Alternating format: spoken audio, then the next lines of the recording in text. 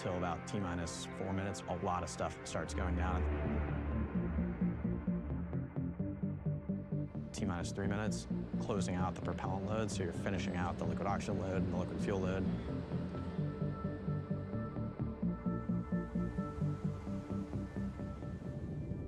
T-minus 40 seconds, we stop interacting with the pad. The vehicle's just on its own. All right, attention all B-19 operators. This is the final go, no-go poll for today's operations. Our main objective today is a 10-engine static fire. Why 10 engines instead of all 33? This is the first V3 booster down at the pad right now, so there's a lot of stuff that can go wrong. And if we do have a bad day, it limits the scope of the issues that we can have. This will be the highest chamber pressure we've ever seen on a vehicle at SpaceX, so definitely going to be a pretty spicy test today. And then you're counting down from T-minus 40. T-minus 4 on is when my heart rate really starts to tick up. And then we light the engines.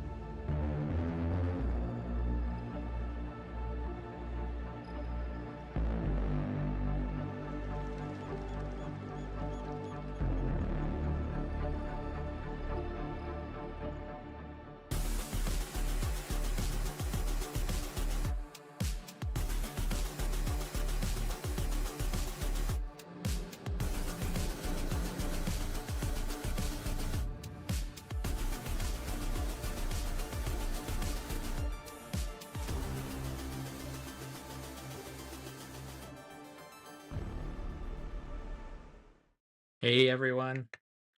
Hey everyone, welcome to my launch party. I'm Andrew Vasakis, the Night Sky Guy, and I'm so happy that you could join me today as we are going to be watching hopefully the attempted launch, the 12th test flight of Starship, and this is version 3, the most advanced version that they have. So this should be really exciting because this is an upgraded Starship, and they've been working very hard on this. I've got another screen and I'm looking at what they have on screen. Right now, they're really just have some hosts online talking about prepping for things. We're about 8 minutes away from the actual launch. This is going to be really good. If you're joining me, just now, drop in the comments where you're watching from. I'd love to see and know where all my friends are around the world. I'm watching, we're 8 minutes and 25 seconds right now. There's nothing really going on that we can see on the feed yet. So I'll be moving it over to the feed as soon as possible when they do show something. So we're heading for the 8-minute mark. I'd love to also hear what you think are you here for? Are you here for watching the rocket itself, for what it has a potential for the moon maybe, or Mars, or just the sheer spectacle of watching a giant rocket? That is really cool stuff. Here we can see, as we're looking at the rocket on the launch pad. I'm gonna just see if I can move it so you can see everything. You can see folks there on the insert on my on the right hand side. Those are some of the commentators there. We'll tune in very soon for that. But I love that you guys are here. Want to hear what you're here for. I see Deneen here. Hi, Deneen. Nice of you to join me from Maryland. Great. So great that you could join us today. Watching from Vancouver, History Hardy 5529. That is really, yeah, we're really excited about this. Hopefully, this will work out. So here's the big picture, basically, of what's going on. Starship is SpaceX's fully reusable deep space transportation system. And it has two parts. It's got this first giant kind of first stage booster. It's called the Super Heavy. And then they have the upper spacecraft. That's the one with the little flaps or the wings, what looks like at the top. That's called Starship. And together they make the largest and most powerful rocket system ever developed. So it's really impressive because SpaceX also describes Starship as being able to carry over 100 metric tons to orbit in a fully reusable configuration, and that's in this upgraded version, this version 3 that they have. And tonight's mission is basically a test flight, and that's really a very important word, right? That it is a test flight, and so it's not a polished airline-like launch. SpaceX is deliberately pushing new hardware into this real flight environment to see what works, basically what breaks, and what data they can bring back. That's what it's all about. And so this flight that we're going to be hopefully watching launch is expected to last just over an hour. And the Super Heavy booster, that's not going to come back to be caught by that large launch tower, like the chopsticks uh, configuration on the launch tower. So it's not coming back. The plan is for the booster to basically make a controlled splashdown in the Gulf off the coast of Texas, while the Starship upper stage flies on a suborbital path and splashes down way in the Indian Ocean. So that should be really interesting to see. And that's going to happen near Australia, way on the other side of the world. So that's really, really exciting. And so why this matters, you can see there the launch pad. This is a critical test because the Starship version 3 is a big, big test towards the vehicle SpaceX needs for operational missions, not just for like things like Starlink launches, but eventually missions to the moon and Mars. This is what will be taking us there. And it depends on the NASA's the commercial Artemis program really depends on commercial lunar landers. And NASA now says that Artemis 3, the next Artemis mission, will be in low Earth orbit, and it's designed to test rendezvousing and docking between the Orion space capsule that we saw those astronauts going around the moon, and one or both of the commercial landers from both SpaceX and Blue Origin. So these are two commercial companies that are sort of competing for a place there. Now we're on just over 4 minutes from launch. So this is for Starship. This whole mission, test mission, is really critical. Therefore, for NASA to be able to fulfill their goal of getting to the moon, especially getting to the moon before China does, because China has also declared that they are heading to the moon and sending their astronauts onto the surface of the moon. They'd like to do that by 2030. So, hey, we only have a few more years left to be able to do that. So that's why tonight matters. It's not simply that can the rocket get off the launch pad, it's also whether the new design, this version 3, is stable enough to become the foundation for the next phase of human spaceflight. That's what it's all about. So let's talk about the machine itself because it's kind of ridiculous in scale. Starship 3, that version 3 that you see here, is standing more than 400 feet tall. That's taller than the Statue of Liberty, and it's taller than a 35-story building. You can't really get that sense of scale from here on these visuals, but it is really big. And it's taller than the Saturn V moon rocket that took Apollo astronauts to the moon. The version 3 that you're seeing here is about 5 feet taller than the previous Starship builds. It is really incredibly big. That's right, Denise. It's hard to comprehend the size. And at liftoff, the Super Heavy booster uses 33 Raptor 3 engines. Together, these engines produce more than 18 million pounds of thrust. Just for comparison, the Saturn V that took the Apollo astronauts to the moon produced 7.6 million pounds of thrust at launch. So we're talking about more than twice the thrust of the Apollo moon rocket. It's really incredible. And the engines burn liquid methane, by the way, and liquid oxygen. It's a combination of the two. And that's important because the methane is part of the SpaceX's long-term Mars architecture. The dream is that methane and oxygen could eventually be produced using resources on Mars. So it can turning the rocket into something that can be refueled way on Mars. So because they have those resources, it was a smart idea to use that, I think. So there's a lot of changes in this version 3 from the previous Starships. The booster uses 3 larger grid fins instead of 4 to help steer when it's descending.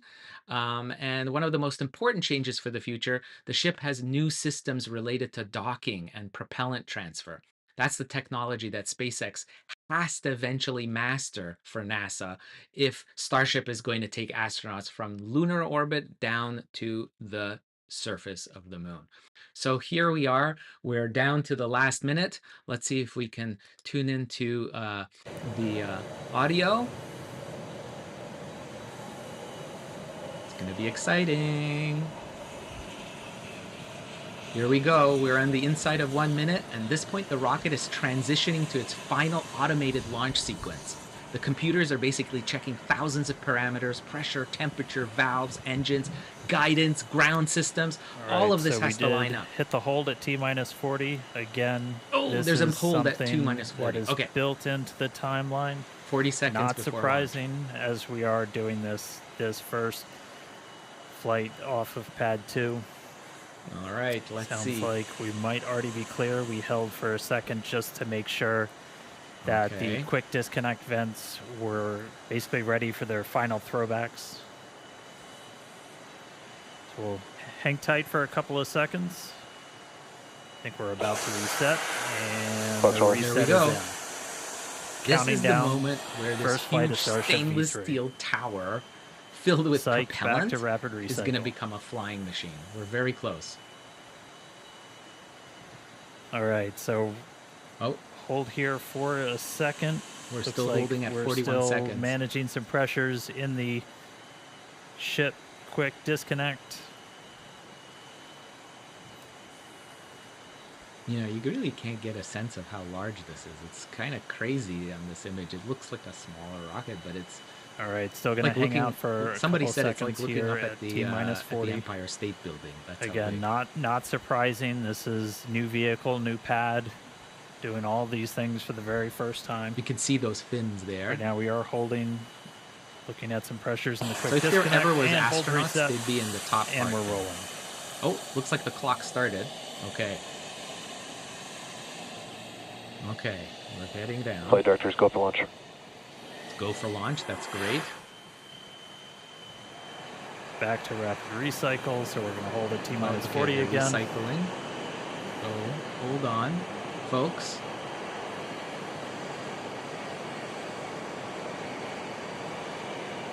Hang tight for a second, we'll see what tripped this last one. As a reminder, we can hang out for quite a few minutes at T-40 if we need the extra time. You're not actively loading propellant onto the vehicle anymore, so the main thing you're kind of keeping an eye on is all of the temperatures inside those propellant tanks.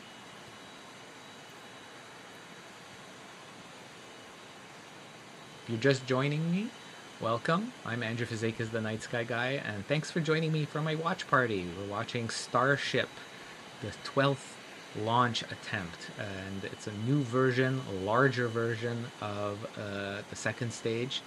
And we're excited to see how this works out for SpaceX. NASA is depending on this, remember, on this rocket system to be... We're continuing to hang out here at T-40. They're going to want to use this for landing humans on the moon. So this is a big deal.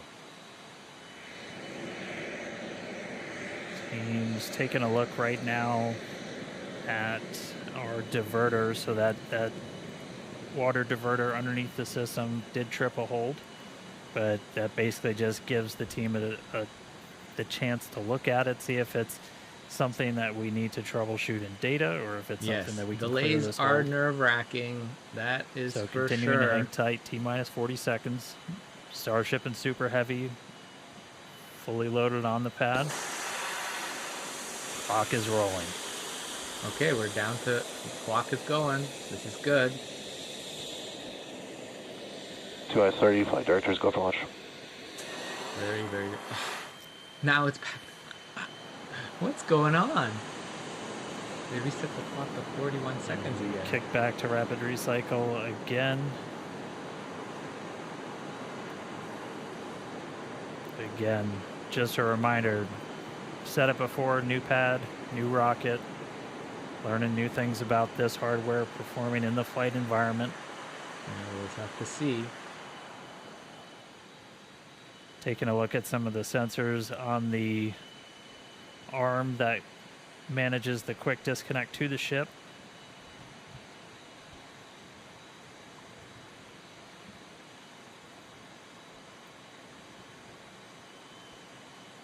I promise we're not just trying to prolong the anticipation.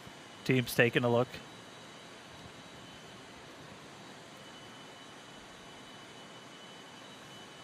We've got a couple more minutes where we can hang out here. Again, it's not an unlimited time to pause at T-minus 40. We're keeping an eye on the propellant temperatures inside the vehicles. So we've got probably about 3 minutes or so left of hold time.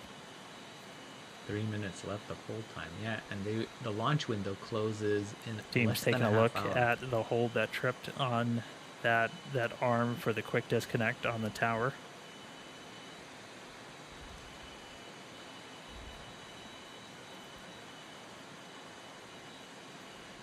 So the rocket's already in kind of like a final automated launch sequence, like I said before. So the computers are basically, doing all kinds of checks, like on pressures, temperatures, valves, engines, all of these things. So if it finds something that doesn't look right, it pauses.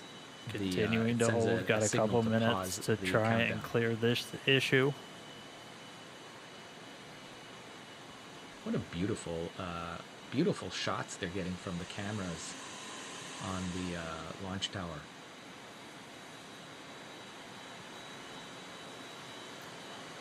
So if you're just joining me, love to hear where you're watching from. Where are you joining my watch party from? Jot it down in the comments while we're waiting. Love to hear. And what are you hoping also, if you Still want, holding you can also T put in the minus 40, comments. I'd still love to know, what do troubleshooting you this issue. hope that this rocket will accomplish? Are you here for the moon, how it's going to be got used for about the moon, a or minute maybe or Mars? a minute and a half left of hold time.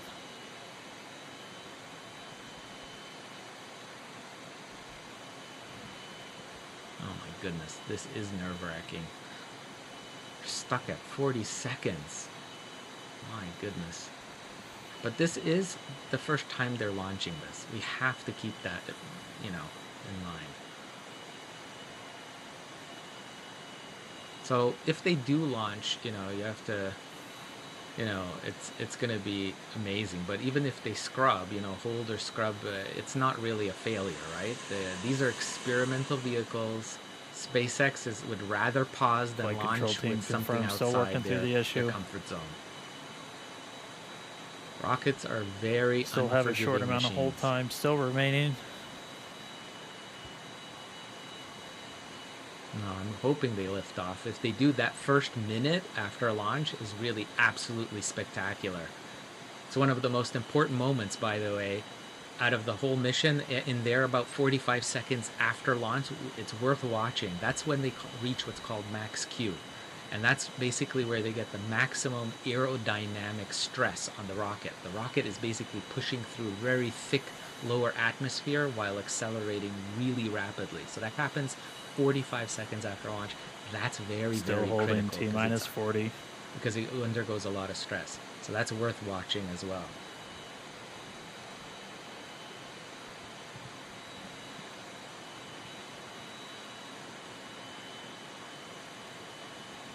So anyone that's just joining, we're at paused at 40 seconds. We'll see if they go.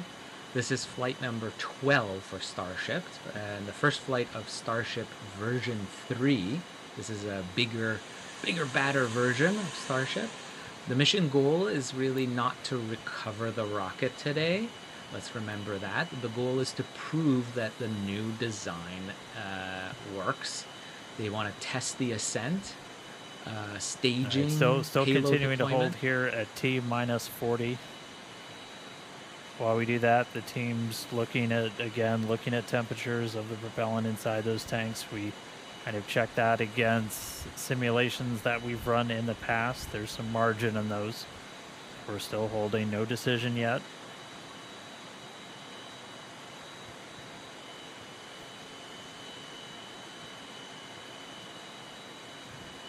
That's right, Frederick. Sounding like we have the fix in place. All right, we're back on. Hold reset, clock is rolling. Reset, they're counting down. Let's see, guys. Is it gonna jump back?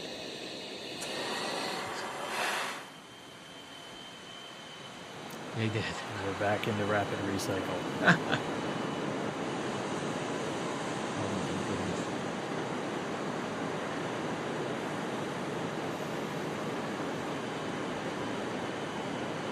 All right, we're back at our T minus 40 hold.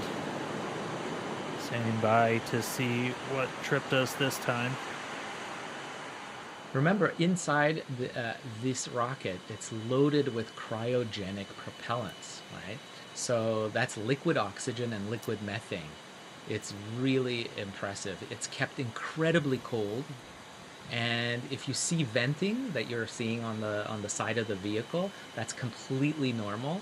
These super cold fluids are just constantly warming. It is sounding like we are not off, going to so be able to clear this vents. issue in time today. So we are going to be standing down from a launch. Oh no! Standing down from a launch. So if you're just now joining us, we got the vehicle totally loaded. We hit a couple of different holds as we work through that count. Again, new rocket, new pad. We're learning about a lot about these systems as we execute them for the first time, and we're not able to basically troubleshoot all of these issues in those final seconds to get to launch. But that essentially makes this a wet dress rehearsal. We were able to fully load the vehicles, and we're going to take the time now, figure out what tripped us up before launch, and then actually get into a flight tomorrow. We do have the ability to essentially rapidly recycle. We are expecting to be able to make another flight attempt tomorrow, but obviously stay tuned to our social media at SpaceX on X and our website, spacex.com, for updates. So no flight today. We will give it another try tomorrow. Well, there you had it, folks. It was a scrub, but they're going to try tomorrow. I'll try to be back here. So they saw something they didn't like on there, but that's okay. That's exactly what you want in rocketry. You only launch when the vehicle and the conditions are absolutely ready. So we'll keep watching for the next attempt. It'll be tomorrow. I'll be online watching all the little social feeds posts, and I'll be keeping you guys updated on what's happening. So this flight, you got to remember, we're keeping watch on this because this flight remains one of the most important Starship tests, and also for NASA, the most important test flight yet. So thank you so much for joining me. I appreciate you stopping by. I hope you have a great night, and I'll be back tomorrow, hopefully. Stay watching on Facebook and YouTube for updates on when that launch happens. Thanks so much for joining me. Hope you liked it. Give it a big thumbs up. And please, if you haven't subscribed yet, please do subscribe to my channel. It really helps a lot for providing content like this. Until the next video, clear skies.